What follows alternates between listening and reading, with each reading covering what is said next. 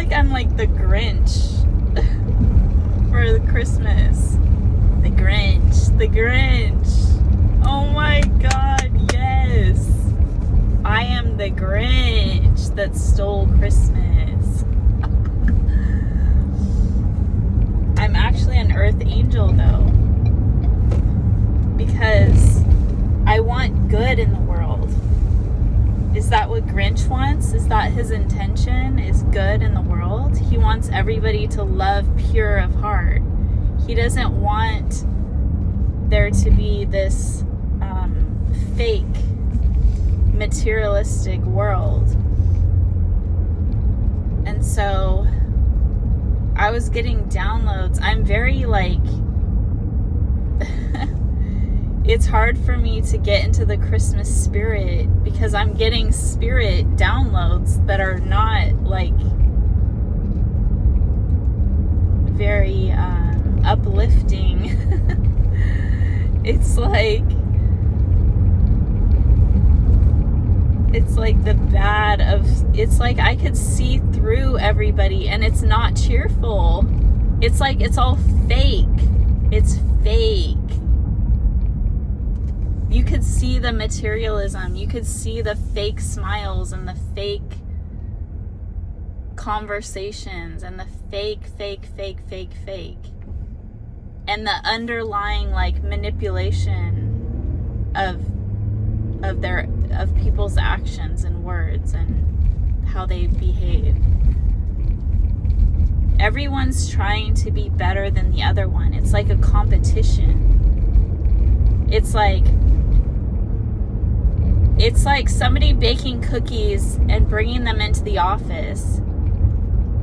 And then you're like, oh, I want to bake cookies too. And then they're like, well, you can't bake cookies. I'm the only one that bakes cookies. So you better not bake cookies and bring them into the kitchen because people might like your cookies better, and then that's going to make me feel sad. It's like, what?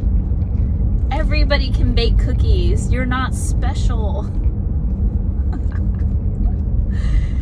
You're not special just because you made a turkey. I can make a turkey too.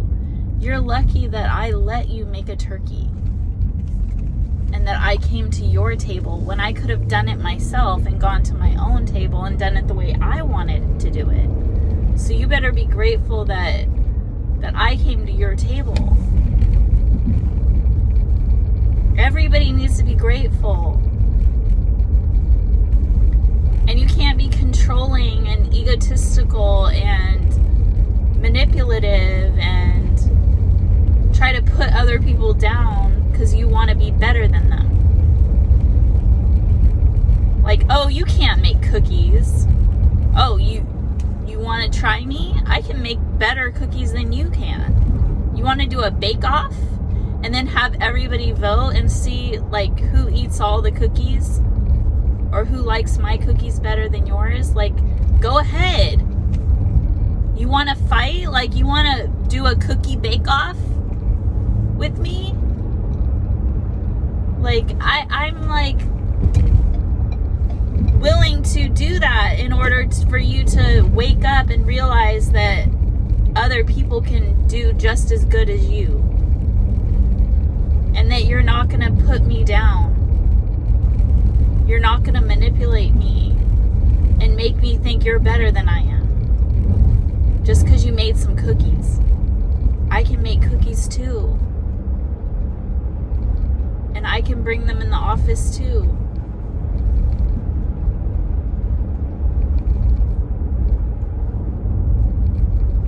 And I've been making cookies my whole life, more than you have. I'm older than you. So what are you saying? It's just ridiculous. And then you have all your friends in the corner going, yeah, she makes cookies and I like her cookies and you're nothing. Go away. It's like, what?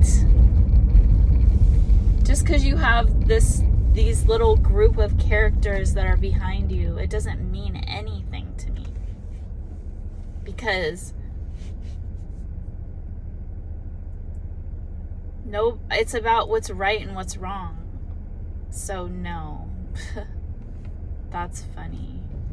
All these little rules and all this stuff that's stupid. I'm not dealing with it. I'm not. When somebody tries to degrade me or tell me that I can't do something, it's funny because that actually happened to me. I was gonna say it at first, and then I'm like, nah, I'll just go with it. And then, but that actually happened to me where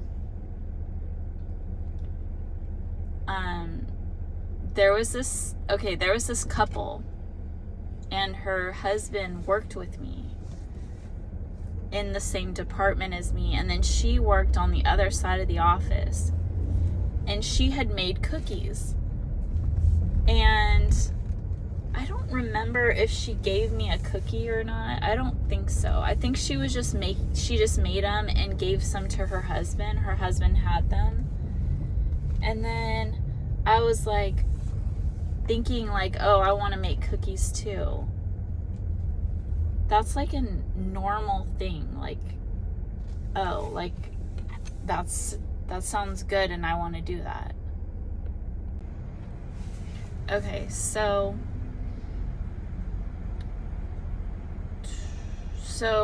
I ended up making cookies and putting one on his desk for him to try it. And I was like a bunch of cubicles over from him. So I heard her come in. This was towards the end of the day. And I could hear her like whisper or whatever they were doing. They were trying to make it like I couldn't hear them. Like they thought they were being slick and like they weren't using like words. They were just like they were like, I don't know how to explain it. It was like, but I could just tell what was happening. And so I could tell that she was like, what's that? I think she said that. And then he said, oh,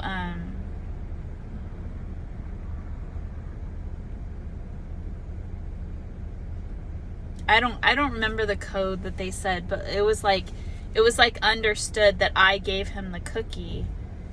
And then I heard this drop in the trash, like a cookie falling in the trash. Like, I'm not stupid. And so they leave and they're like, oh, good night. And then I think he said like the cookie was delicious or something like that. And then they walked off. Hold on. Okay, so they left, and then I was like my intuition and just my knowledge, like it was like obvious to me. Like I know exactly what just happened. I know that she came by, saw my cookie, knew that I made it, and then she was jealous of me. So she picked up the cookie and threw it in the trash. Like hard in the trash. Or it made a noise. Made a cookie in the trash noise. And so I thought it was funny. I'm like, oh my God, that's so like, it's so like childish and immature, and like you could just see the jealousy. It's like I win because you're jealous of me. It's like so immature. And you must have like insecurities for feeling like that. So just because I'm a coworker of his, that you hate me like that? And I didn't talk to her or anything. I never met her, nothing. And so when they left, I went over and looked to see if I was right, that the cookie was in the trash, and it was. And I was like laughing. I was like, oh my God, that's so funny. So what I did is I took the cookie out of the trash. The trash was empty. And You know those little rocks, the pet rocks with the faces on them? I drew a face on the cookie because it was like it looked like a thick cookie, right? And it looked like a rock, kind of like. And so I drew a face on the cookie, and then I wrote on a piece of paper, like a little paper bubble. You know those little like cartoon bubbles? I wrote on it, "I'm not trash." And I like taped it to the cookie or something. So it looked like the cookie was talking. And I thought that was so funny. And I put it on his desk. So it's like, I'm not afraid of a challenge to overcome this like evil, like jealousy, envy, ridiculous behavior. Because it's like I had enough of it. And I'm not afraid to confront it and put a light on it and call it out. Like, I've done it so many times in my life because I think it's ridiculous. Like, I don't act like that. And I can spot that behavior, and I don't like it. I'm not going to go along with that behavior at all. Should I have a bagel or a tamale? I'm gonna have a tamale. Okay, I'm going to get tamales from the Del Taco drive-thru. They're actually pretty good, because I'm usually out and about, and so I need to eat things that are like fast.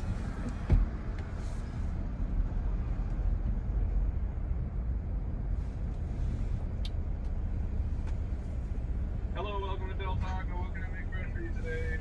Hi, can I get 2 for $5 tamale? Sure, anything else? That's it. You didn't want to try any mini churros for dessert? No thanks. Okay, your total will be $5.39 out the window. Thank you. Okay, so yeah. I want to be holly and jolly. And I would if things were going better for me. And they would. The thing is like, things would be so good for me if I just conformed to society. But I know it's not right, so I can't do it. I physically cannot do it. I cannot, like, literally, my mouth will just go. Like, I can't even control myself. It's almost like I'm God's puppet. And I just go with my intuition. Okay, so let me tell you the end of that story. What ended up happening is I was using humor, right? And so they had no choice but to laugh it off. Because, hold on. Hi. Okay. I have Apple Pay.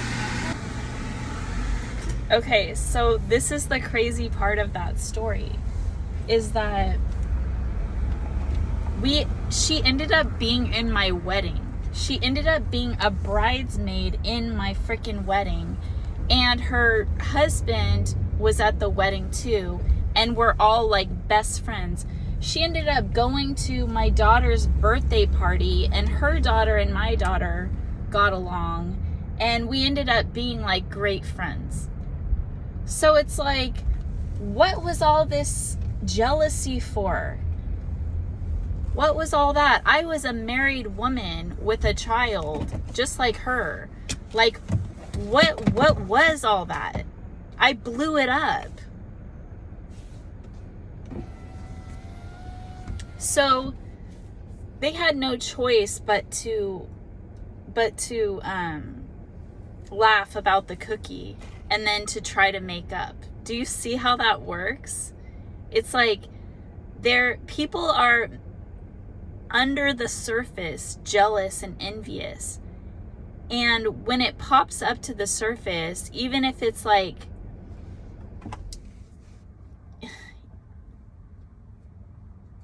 even if they're still trying to fake, I can still see it.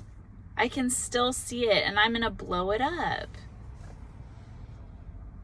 It's like a video game. Like, you know that there's a bomb right there. And you're gonna get like 1,000 points for getting that bomb. Or making that bomb go off or whatever. It's like, in the spiritual world, I get points for that. They're like, yes. And you're elevating. You're better. You look so good to everybody because you make everybody better. Everybody was better in that company for me being there. It's crazy. So I was trying to think of something else I could eat, but I don't know. I don't really know. So I think I'm just gonna go home and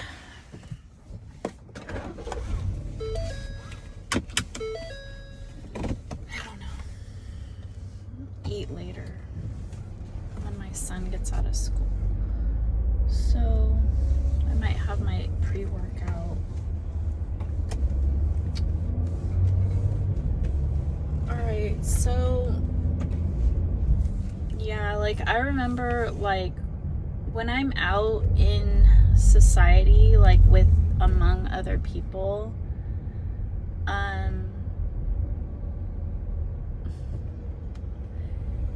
it's almost like I can create drama if I'm being messed with. And it helps everybody in the end, but it's not comfortable for me. I don't like it. Because prior to that, like, there was so much going on behind my back, but I could feel it and I knew it. And with the cookie thing, I was exposing it. It wasn't just that one instance.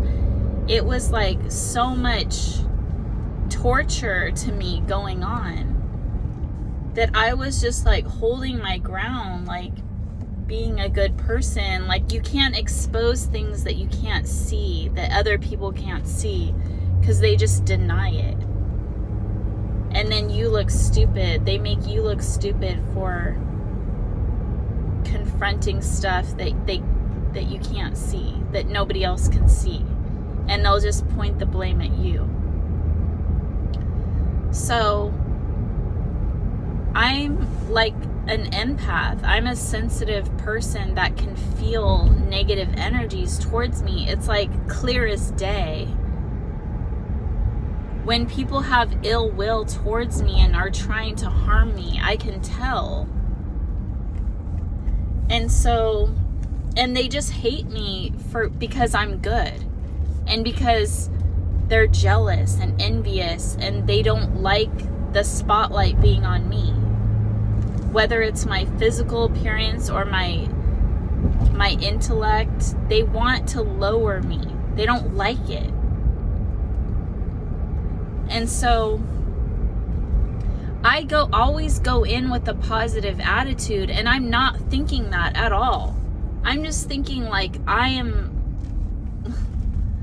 just like everybody else, or I'm lower. I lower myself for other people because I don't want them to think that I'm higher, because it's like I never think of myself as higher. I'm just myself. But I even like lower myself to make other people feel better sometimes. Like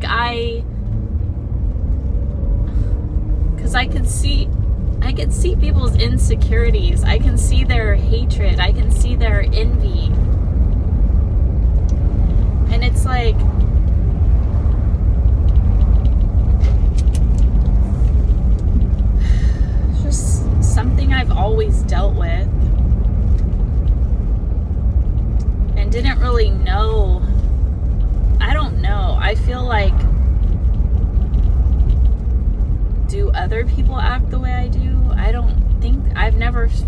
I've never seen anybody act the way that I act or do things that I do, or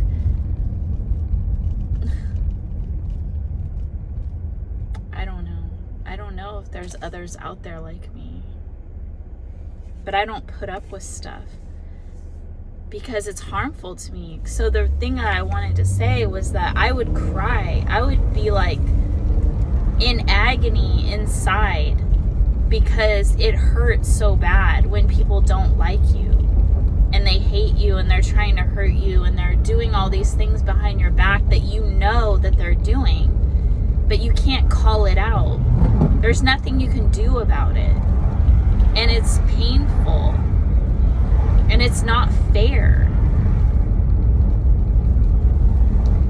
And so I would be in pain for like, I'm more in pain than they are when I call them out, okay? So it's like, what about all the pain that you caused me? My suffering. And then you're just gonna laugh it off like, oh yeah, I did throw the cookie in the trash. Ha ha ha. It's like, that's not funny. And then I'm the bigger person and being friends with them when it's like they were being mean to me. It's like, so yeah, you're my friend, and you might love me now, but I could easily let you go because I know what you did to me to begin with, and it wasn't cool. So who's on top now? It's just crazy. And this is so many, this has been going on my entire life. My entire life. So that's why I just prefer to be alone than be with people that are below me.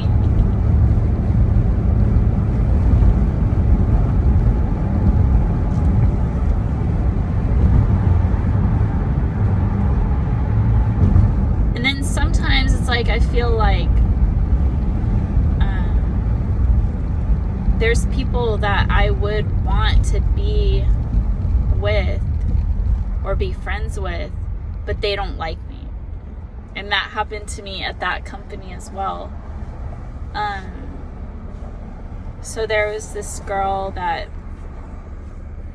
woman who she was the most popular person. Everybody liked her. She's pretty, she's fun, she's like the events coordinator, right? And she was super cool. Everybody loved her. And then she didn't really pay me any attention. And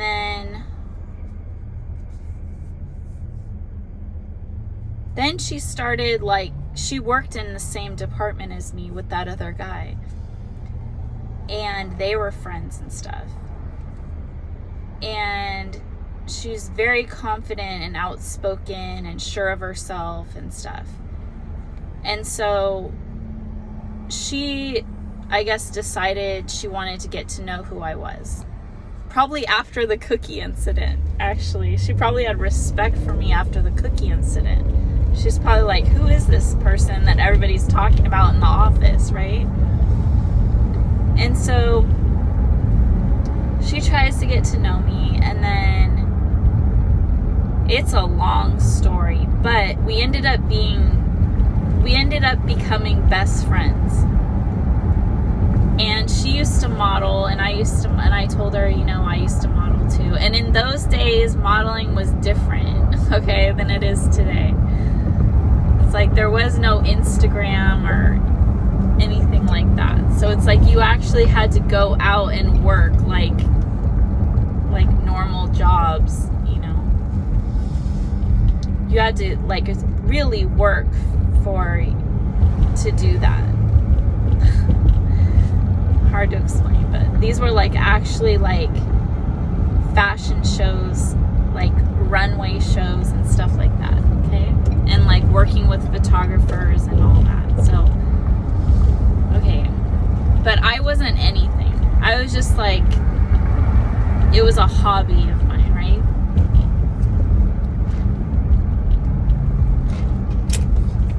And I didn't pay money for it, where a lot of girls would pay for that position, but I didn't. It was like a fun hobby for me. And so I was interested in the art form of it and the confidence building of it and like the aesthetic of it. I love fashion and clothing and morphing into different people and stuff like that. And pushing myself. I don't know. I just thought it was like a fascinating industry to me. And the people and all of it. Just like, yeah. So,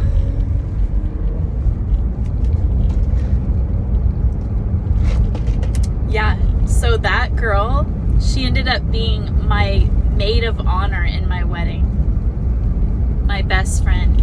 I ended up moving here because of her, because she moved to this area. And it's like 300 miles away from where we worked together. So everybody was like jealous and envious of me and her relationship, how we became best friends. And we even became such close friends that we were pregnant at the same time with our daughters. And they were born like weeks apart.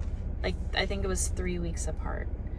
But then this jealous and envious nature came out of her, not me. And she ended up, we never got in an argument. And one day she ended up blowing up at me because her and her sister got in a fight. And her sister and her weren't as close as they were before. And so she was trying to cling on to me. And I was going through so much at that time. It was Christmas season. It was like this time of year. My husband's birthday was on the 20th. We were constantly going out of town back to where we used to live to visit family and stuff because he wanted to do that. I don't know if this was the time, but like my daughter got like an allergic reaction. It was really bad. My son got RSV virus, so he had to have breathing treatments every 4 hours. He couldn't be around any people. I had to get all the Christmas presents and wrap all of them and pack everybody for the holidays. And we're selling our home, so I had to clean the entire house and have it ready for realtors and people to come visit. And just like what more do I need to say? And I told her that. And she kept calling me like a psycho stalker, like saying that she wanted to meet with me. And I also had 3 kids. So I had a baby that was sick, a toddler that was 2, that she was the one with the allergic reaction. And then I had like a 12-year-old who was in dance. That was the other thing. She was going to these dance, she was in a bunch of parades. She was in like 10 parades, like all over like different cities. And we were there for everyone. Like I had to drive her. I had to take my little kids and dress them up and take them to these parades. And like, you know, it was like a lot going on. And my husband was never home. He was always working full time, and he wasn't helpful with anything. He would just go to the gym after work, and he would show up at like 9-10 o'clock at night. And it's like, and he would go to these parades and stuff during the week, and on the weekends he was there, but it was like he wasn't really helpful. He was like very controlling, and he would try to control me by being mean to me like I wasn't anything, and not like support me and help me. And it was like, okay, if you want to do it that way, then do it yourself. Like, my opinion didn't matter. Like, if I wanted to do it differently than him, then do it myself. So it was like I was always doing everything myself because I was the one in charge of the house and the family and the kids. So it was like he wanted to try to do things differently, and it's like I'm with them all the time. I know how things should be done, and there needs to be like order. So he'd be like, okay, just do it yourself. Like, maybe not even say that, but just like let it go and like let me do it all. So it was like, okay, this isn't good. So I never had a say in anything, really. But I would always stick up for myself, and I would just be distant from him. That was like, so we were just very distant, and I ended up just leaving him because things never got better. And we even went to counseling and everything, and it was just like, no, this is so bad. I kept thinking things were going to get better, and they kind of did, but then it just went all downhill. So he thought he could just control me, you know, because I was home with the kids, and no. So, yeah. And then, so we ended up moving here, and so we were friends for like 4 years, me and that lady. And when she yelled at me like that, it was just like a wrap.